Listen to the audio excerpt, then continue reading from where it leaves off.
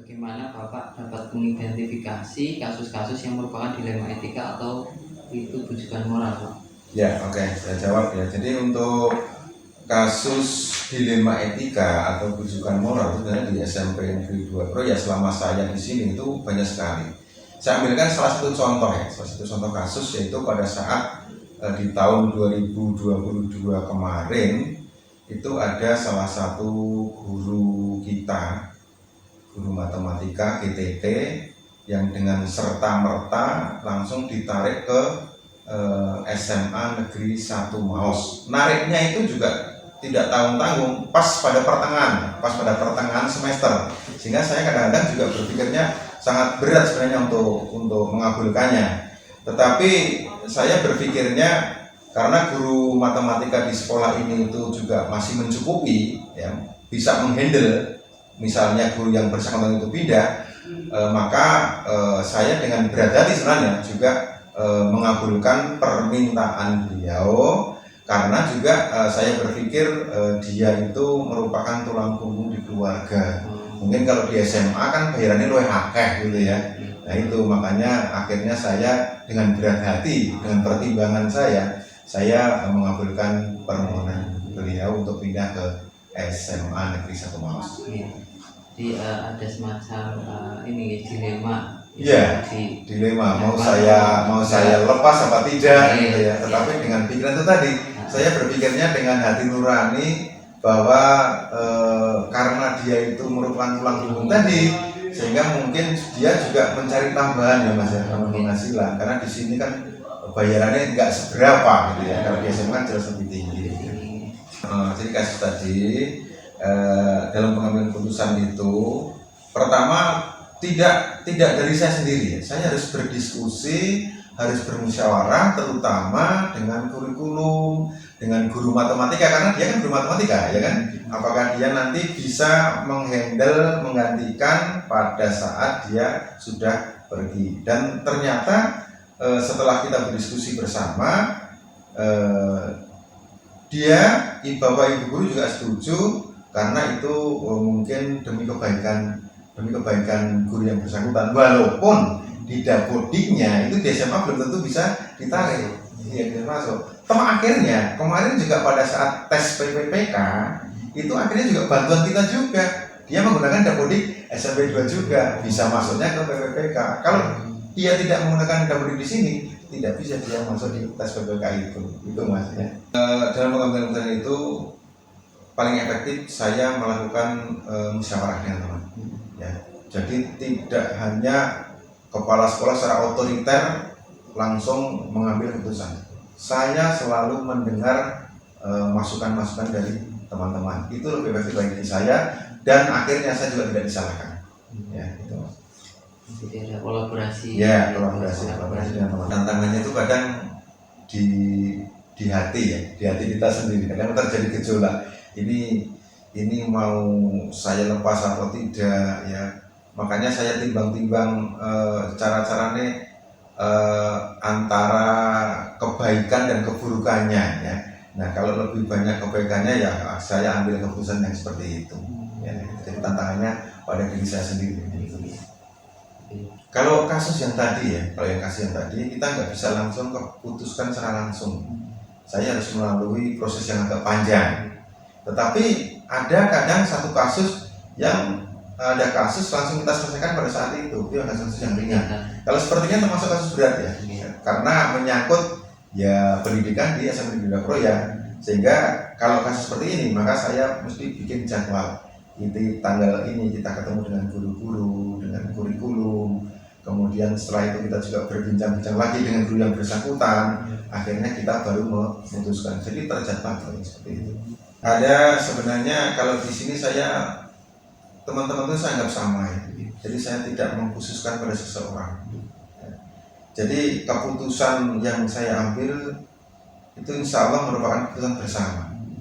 Jadi semua stakeholder yang ada di SMP ini saya libatkan dalam pengambilan keputusan. Kan nanti saya bisa menimbang-nimbang ya. Oh ini mayoritas seperti ini kebaikannya. Ya ini baru. Jadi kita tidak fokus pada seseorang. Pengambilan keputusan didasarkan pada diskusi, musyawarah, baru kita ambil keputusannya. Ya, selain menggunakan musyawarah ya, juga dilandasi dengan hati nurani, seperti itu ya. Jadi musyawarah dulu, kita diskusi dulu. Inilah pembelajaran yang dapat kita petik. Jadi otoriter saya itu jarang sekali muncul karena saya harus berpedoman dari pendapat teman-teman semuanya dalam pengambilan keputusan ini. Ya, jadi intinya diskusi, musyawarah, ambil keputusan. Menurut saya kalau yang terkait dengan rujukan moral itu mungkin tidak begitu sulit lah untuk menentukannya, karena seperti itu berkaitan dengan membuat keputusan antara yang benar dan salah. Antara membedakan benar dan salah mungkin lebih mudah. Tapi yang terkait dengan dilema etika ini yang untuk memutuskannya itu perlu beberapa pertimbangan, karena terus kalau cara mengidentifikasi ya itu ya kalau saya melihat permasalahannya apa yang ada itu ya. Dan kalau mungkin hanya terkait dengan benar salah mungkin mudah, tapi kalau misalnya di situ sudah terkait dengan pelanggaran hukum atau mungkin itu terkait dengan pelanggaran aturan administrasi, nah ini kalau menurut saya ini sudah termasuk yang masuk yang dilema etika itu. Orang yang dibencanti ada yang melanggar hukum lah ya, itu sudah bukan lagi masukan moral tapi sudah dilema etika menurut saya. Yang terkait dengan dilema etika memang kita untuk memutuskannya itu perlu kehati-hatian ya, tidak serta-merta dengan mudahnya memberikan keputusan, dan karena itu tadi implikasinya juga agak besar ya. Sehingga kadang ya saya sendiri kadang minta bantuan ya atau pendapat dari warga sekolah. Ya kan kita banyak unsur ya, ada dari teman guru atau dari tempat usaha yang ya, sekiranya kira-kira mana yang harus diselesaikan yang lebih dahulu ya, dengan melihat beberapa pertimbangan dan dari beberapa sisi lah. Jadi mudah-mudahan kalau ada masukan atau pendapat dari pihak lain, lalu keputusan yang saya ambil lebih mantap lah, lebih memuaskan, dan dampaknya mungkin tidak begitu besar. Jadi intinya tadi kita saling berkomunikasi, ya kolaborasi, minta saran, pendapat dari warga sekolah yang nanti bisa menjadi kebijakan kami, bukan keputusan. Ada guru yang mungkin di situ dia punya jam, punya waktu untuk mengajar, tapi mungkin terlambat atau sering tidak masuk karena ada kepentingan di luar yang juga mungkin sama pentingnya ya, mungkin kalau di rumah ada sesuatu yang harus dibicarakan. Ini kan kalau menurut saya itu dilema etika itu, jadi mana yang harus diselesaikan karena ya sama-sama pentingnya ya. Mungkin misalnya kalau mengantar orang tua yang sedang sakit atau sebagainya, sementara di sini ada kewajiban ya, itu ya bisa dengan dari orang lain mungkin bisa ya sebelum sampai ke saya bisa juga orang lain bisa memberikan masukan kepada yang bersangkutan ya, bisa ya memilah dan memilih yang bisa membagi mana yang tugas sekolah atau kedinasan dan mana yang untuk kepentingan pribadi gitu. Jadi prosedurnya tetap nanti ada memanggil atau ya. Bisa dengan cara ya pemanggilan untuk melakukan pembinaan ya, komunikasi, mungkin nanti kan menghasilkan solusi yang terbaik apalah itu. Kalau saya langkahnya yang pertama